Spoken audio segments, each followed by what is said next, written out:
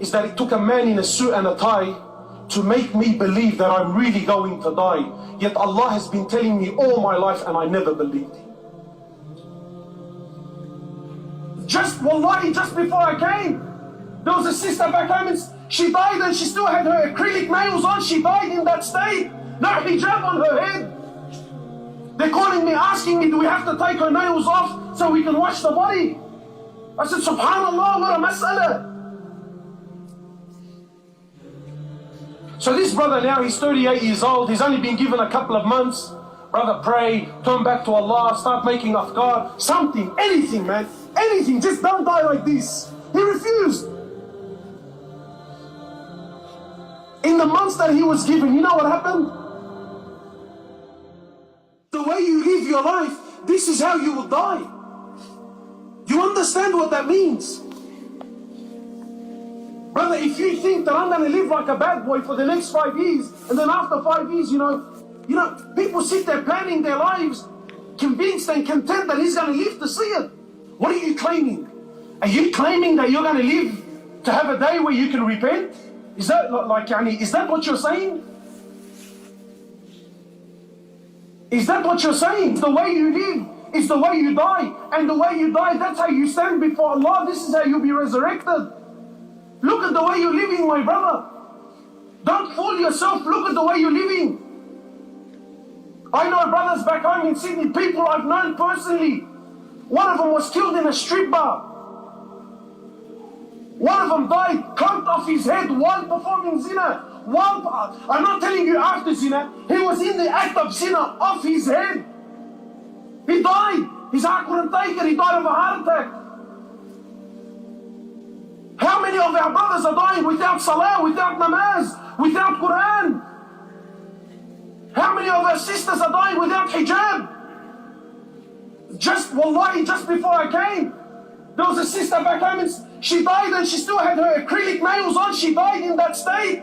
No hijab on her head. They're calling me, asking me, do we have to take her nails off so we can wash the body? I said, subhanallah, what a mas'ala. What have we been fooled to think we're going to live a long life?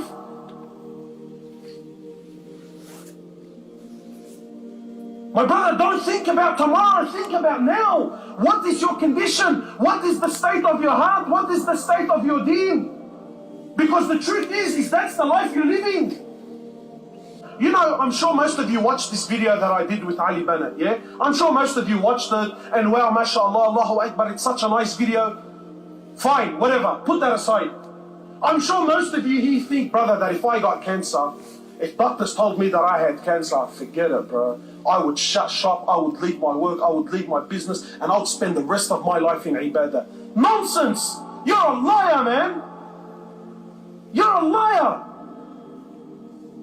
If you're not doing that now, what makes you think you're going to do that then?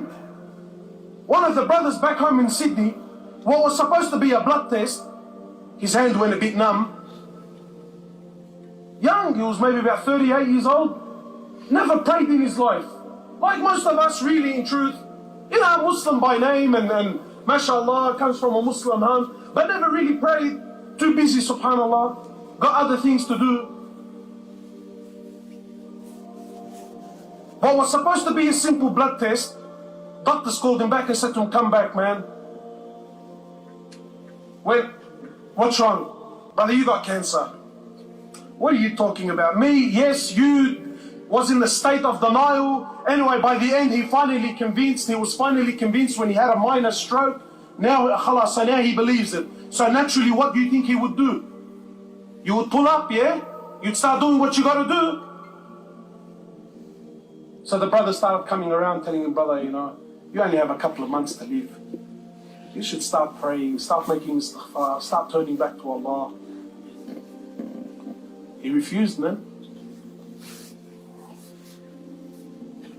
Now, I'm sure some of you think, astaghfirullah, bro, not me, man.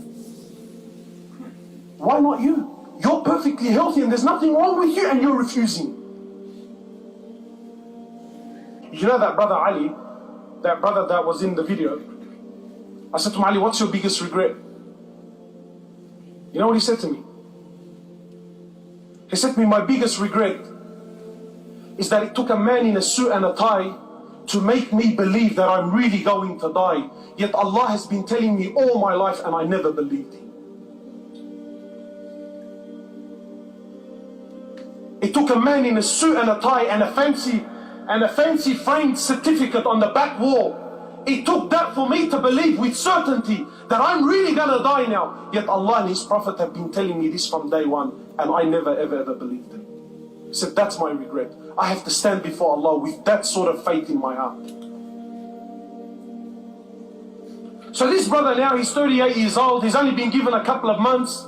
Brother, pray, turn back to Allah, start making afkar, something, anything, man, anything, just don't die like this. He refused. In the months that he was given, you know what happened? His brother that was perfectly healthy died before him. His father died before him. He's still alive and he still refuses to pray. You know why? Because you lived a life of negligence towards Allah. Don't you dare think that Allah subhanahu wa ta'ala is going to give you right at the end just before you die. Don't, please my brothers, don't be fooled like this. You only have one life, ya akhi. You only have one go. And none of you knows when he's going to die. None of you knows.